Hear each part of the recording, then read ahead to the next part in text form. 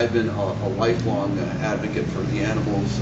Growing up, my parents taught me respect for all living creatures, and that's really where it starts. It really starts with what the parents teach the children, and that gets passed on, and not just what they teach the children, but how they teach them as well by examples. And then, you know, I was not what you would call active necessarily in the animal movement, other than, you know, a continued respect for animals on a personal level, a treatment of animals. You know, I wanted a dog badly, but lived in small apartments and never got a dog because I knew that just wasn't right to do to an animal. I'm allergic to cats, so you know, I continue to raise a small family of dust bunnies that live under my bed, and that's my contribution. But you know, I started in the legislature in 1996 as a staff member for Assemblyman Vincent, and he came to me one day, and I really didn't actually have much experience at all on the legislative end of things, on the legal end of things, and he says, you know, I want to do something about these dogs. About the dogs and cats. You know, he says, you know, he lives near Hollywood Park, and he says, you know, big open field near there, and you know, he and Mrs. Vincent, he calls his wife Mrs. Vincent. He says, we always drive by and we see all these dogs, and Mrs. Vincent feeds them, but they're going to get hit by a car. You know, what can we do about it? Geez, I don't know. I'm sitting here going, I haven't got a clue.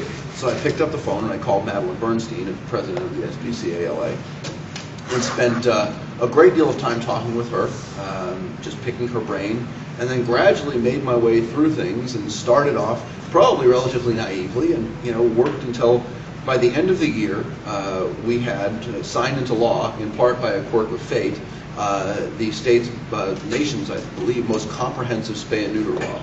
We completely rewrote the spay and neuter law here in California, and now with very, very few narrow exemptions for the health of the animal, as you all know, any animal that's adopted out of a shelter has to be spayed or neutered. And to me, that's the single biggest thing we're going to do to stop pet overpopulation, to stop the feral cat problems, to stop the thousands and thousands of animals that are euthanized every year in shelters, and the millions of dollars that it costs us, is to spay and neuter. So, yeah, the interesting thing about that story from a legislative perspective, for those of you who've never been inside the legislature, it was very interesting. I worked very hard on that, probably, you know, harder than I've worked on many things since then. It was very complex. It involved a lot of writing and rewriting and amending the bill, working with different folks to try and get it just right. We ended up getting the bill to the governor, and it was a Republican governor. And the Republican, pardon to any Republicans in the room, but Republican in the legislature and the governor's office often don't sign bills like this. It's not in their core philosophy. And you know, we're trying to figure out what to do. And it just so happens, and unfortunately I don't remember, Ted Wegland, former assembly member from the Inland Empire, just so happened was a lobbyist for the big hotel out in the Inland Empire, the Mission Inn. And he was a bigwig, and he knew people out there. Just so happened the guy who owns the Mission Inn, his wife, and the guy who owns the Mission Inn is a huge Republican contributor, gave Pete Wilson lots of money. His wife is on the board of the SPCA out there, and said, we need this. So the guy calls Ted, and Ted calls me and says, what can we do? And I said, call the governor. So they had the guy, call the governor, and the governor ended up signing the law, where otherwise he wouldn't. So, we got a little lucky at that one. But since that time, I've continued to be involved in a number of different things in the animal arena. Every year, I reserve space in my legislative package for one or two or three different items to try and improve the lot of animals in California. And I'm really not particular in terms of which animals, because they're, to me, they're all worth helping. I try and approach it from a pragmatic way, something that I think is achievable, because I don't believe that moral victories with no actual accomplishment are what we need. I'd rather, unfortunately, make small gains than die on my sword for something that's noble but ultimately not achievable. And so, I try, and I constantly try and push the boundaries. And last year I worked with actually Republican Audra Strickland to get the treatment of wild animals, keeping of wild animals such as tigers, different, better, stronger policies for those here in California after the tiger escaped in her district. and they sent that people on a manhunt. Turns out, by the way, they figured out whose tiger that was. I don't know if you knew that. Based on where they found it and the white sequin glove, they're pretty sure it escaped from my I do stand up down the street later on. The room's usually empty. Yes. 2 drink minimum because I'm funnier the more you drink. Also last year I got into the issue of cloned animals, and I thought that it was really something that seemed egregious to me. With the overpopulation we have, do we really need another way to create animals? And then as I was talking to people, I realized how many other animals have to go through how many other surgeries so that you can clone Fluffy, who may or may not look like Fluffy 1, and probably won't have the personality of Fluffy 1, because you can clone the appearance, sort of. You can't clone the personality of anything. Unfortunately, as it's really called, the Business and Professions Committee, or as people nickname it, the Business Protection Committee in the Assembly, killed the bill. But we were successful in raising the awareness of the issue. We got a lot of media coverage.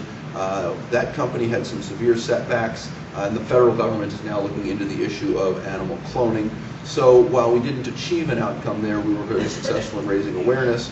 And I believe that in some ways is equally as important. Getting people to change their behavior is sometimes just as good as achieving a legislative outcome. And this year, as you know, and I have a list here of other bills that are being worked on, if any of you are interested in them, but I won't spend too much time talking on them. This year, I authored the annual Spay Day resolution declaring February 28th, Spay Day USA, and working to promote and publicize that. We had a big press conference in Sacramento in an attempt to get more and more people to spay and neuter their animals, to get the spay and neuter clinics more funding so that they can perform more spay and neuter, because as I said, I believe that's the key with dogs and cats, reducing the overpopulation. The other thing that I did, as you all know, is I introduced legislation to increase the space requirements, or to put in space requirements for elephants in zoos and circuses, and to ban the use of bullhooks. I have done due diligence. I have been to PAWS, Pat Derby's facility in San Andreas. I've also been to the San Diego Wild Animal Park, the San Diego Zoo, the LA Zoo, and the Oakland Zoo to tour these facilities. And I can tell you, having seen them firsthand, and I'm actually supposed to go to the Santa Barbara Zoo sometime soon, the Oakland Zoo does a fantastic job. They have 6 acres for their elephants, very natural surroundings. If you kind of block out some of the other stuff, it looks like it would look in Africa. The San Diego Zoo has 1/3 of an acre for 3 elephants. They have shown me the blueprints for their new facility, but that hasn't even broken ground yet. So right now they've got 3 elephants on 1/3 of an acre, and it's cramped. It is very, very cramped. And they admit it's too small, but I think they need to do something like send the elephants somewhere else until they build a new facility.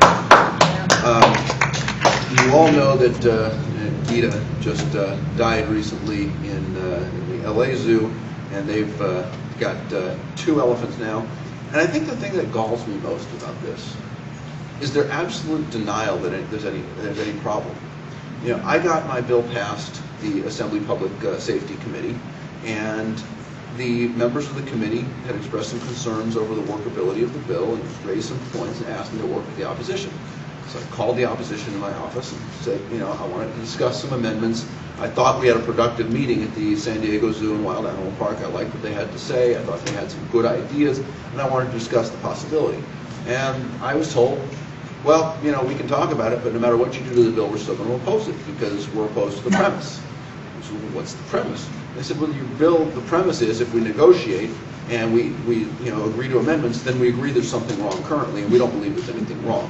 So I was stuck in the unenviable position of trying to figure out what to do when opponents won't work with you. And unfortunately, much to my chagrin, the bill, which I listed as my #1 priority on the Assembly suspense file, technical term, don't worry about it, was held in the Assembly Appropriations Committee because I hadn't worked with the opposition. I had too much opposition.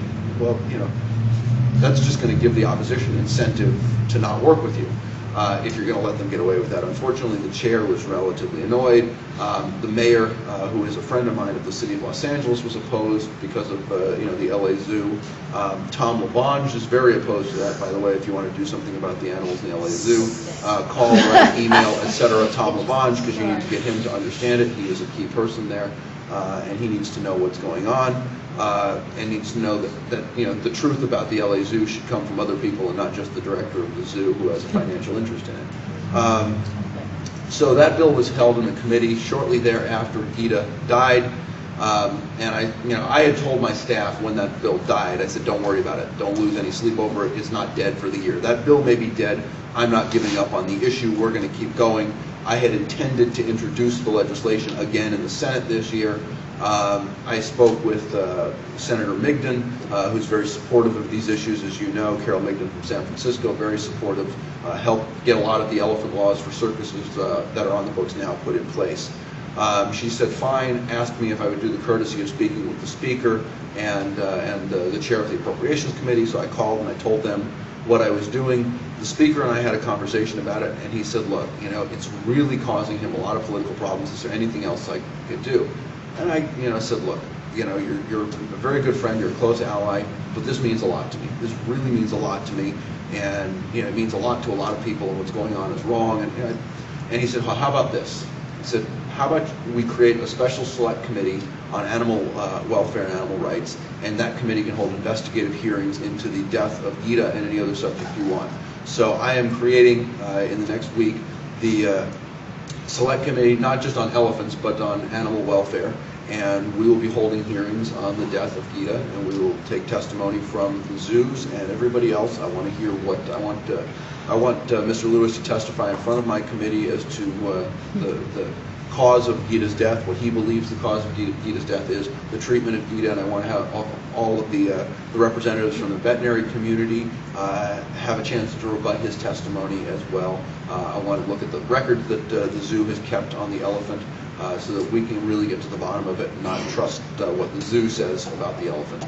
That's my plan for the next couple of months, and we're going to keep pushing on this. I will not let this issue die. I have seen too many videos and become too personally, emotionally attached to this. I have been there. I have seen the LA Zoo. I stood there. I fed carrots to Gita. I cannot do that in a good conscience, just let her death be in vain. Not just for this elephant, but for every elephant in captivity now and in the future. We need to keep working on this. So that's where I am. I don't believe elephants belong in the circus whatsoever. There is no way you can keep an elephant in the circus and have the space it needs. You've got to put it on a train for long periods of time. You've got to keep it in confinement when it moves from city to city. The training methods are brutal. They don't belong in circuses. And I'm committed to keep working on that. And that if an elephant is in a zoo, as I've said many, many times, if an elephant's in the zoo, it needs to be treated with the respect it deserves. We don't have an inherent right to see elephants. It's a privilege. And with the privilege of seeing one comes the responsibility to treat the elephant with the respect and care that it deserves. And it's not a trade-off. If the zoo cannot afford, as I've been told, the costs of caring for the elephant, then you shouldn't have the elephant. It's not a matter of we can only afford 2.5 acres, otherwise we give it 5. If you can't afford the 5 acres, if you can't afford the care, then you shouldn't have an elephant. And so I'm going to keep pushing on that.